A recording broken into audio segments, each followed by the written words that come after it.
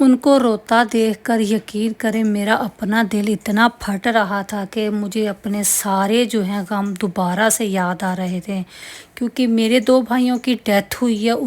وہ میرے سامنے بس وہی جو ہے ویڈیو چلنا شروع ہو گئی تھی۔ بسم اللہ الرحمن الرحیم۔ السلام علیکم جی، کیسے ہیں آپ سب؟ الحمدللہ میں بھی ٹھیک ہوں، انشاءاللہ آپ سب بھی ٹھیک ہوں گے جی۔ نیک دعاؤں کے ساتھ، اچھی امیدوں کے ساتھ میں آج کا ولاگ شروع کرتی ہوں۔ آج کا ولاگ کیا شروع کرنا ہے، بس آج میں نے اپنے بہت سی دل کی باتیں آپ سب سے کرنی ہیں، کیونکہ جب میں بہت زیادہ بور ہو جاتی ہوں یا کوئی مجھے ٹینشن ہوتی ہے تو پھر میں فوراً ہی جو ہے آپ سب سے باتیں کرنا شروع ہو جاتی ہوں۔ آج یہاں پہ ہمارے ایک فیملی فرینڈس تھے، ان کی ایک سسٹر کی ڈیتھ ہوئی ہے۔ یقین کریں وہ دیکھ کر میرا اتنا دل بھر آیا تھا، تو میں نے کہا تھا یہ سٹوری میں جب تک آپ لوگوں سے شیئر نہیں کروں گی تو مجھے سکون نہیں ملے گا۔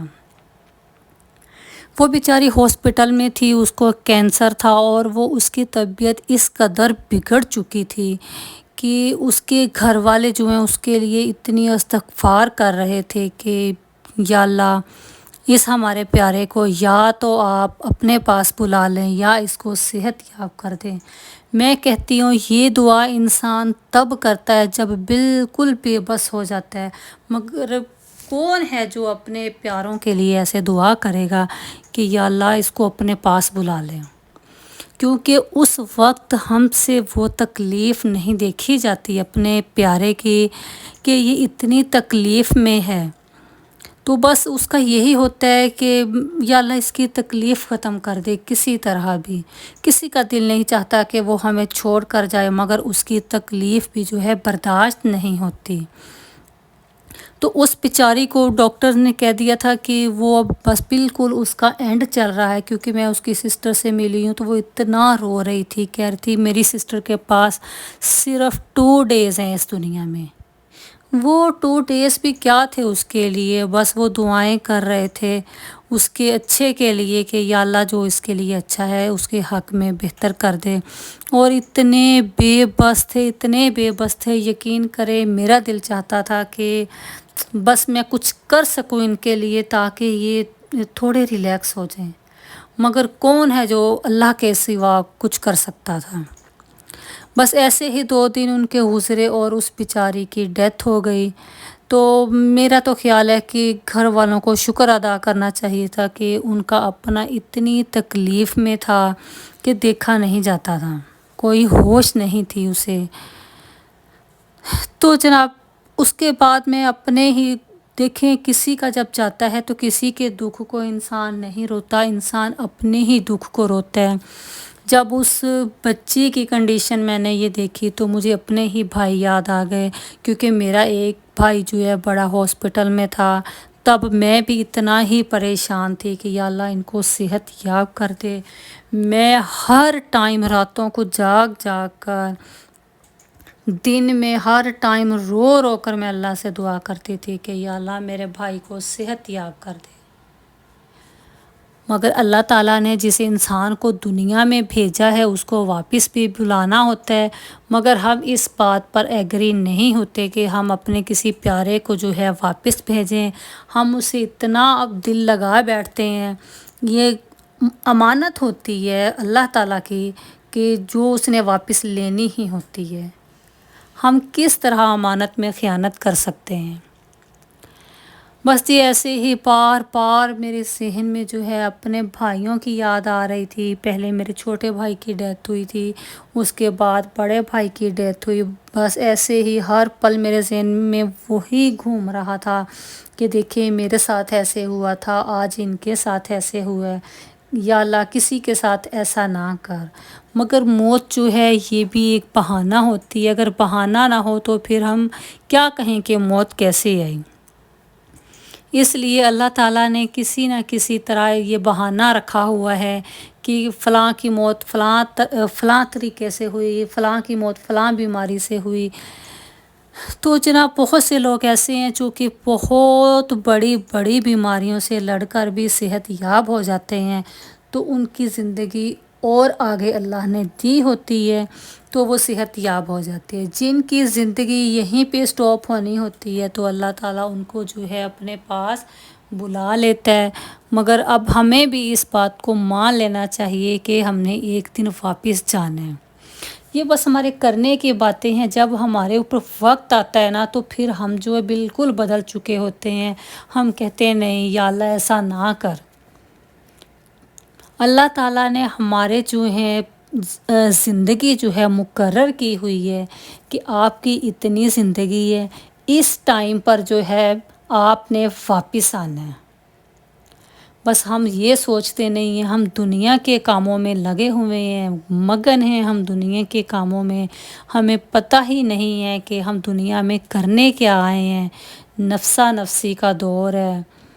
تو میں کہتی ہوں اگر ہر بندہ، ہر شخص جو ہے اپنے آخرت کے بارے میں سوچے، یہ سوچے کہ ہم یہاں پہ کرنے کیا آئے ہیں، ہم تو مسافر ہیں یہاں پہ، ٹھیک ہے۔ جیسے ایک بس پہ ہم بیٹھتے ہیں، گاڑی پہ بیٹھتے ہیں، ایک ٹھکانہ لازمی ہوتا ہے جہاں پہ ہم نے رکنا ہوتا ہے، ایسے ہی ہماری زندگی ہے جہاں پہ ہم نے رکنا ہوتا ہے۔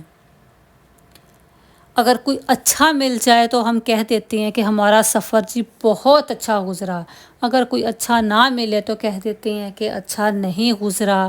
یا بعض اوقات ایسا ہوتا ہے کہ آپ کو ایک ہی اس گاڑی میں، بس میں، ٹرین میں، کوئی بھی ایسی چیز لے لیں، پلین میں بہت سارے مسافر ہوتے ہیں، سبھی ایک نیچر کے نہیں ہوتے، کچھ اچھے ہوتے ہیں، کچھ برے ہوتے ہیں، کوئی اپنی عادت سے مجبور ہوتے ہیں، ٹھیک ہے۔ اس ٹائم یہ بات مجھے سمجھ نہیں آتی کہ کوئی بھی نہیں سوچ رہا ہوتا کہ ہم مسافر ہیں، ہم ایک دوسرے سے مل کے چلیں، ہمارا یہ سفر کہیں نہ کہیں جو ہے ختم ہو جانا ہے، جو کسی کا سٹاپ پہلے آ جانا ہے، کسی کا سٹاپ بعد میں آنا ہے۔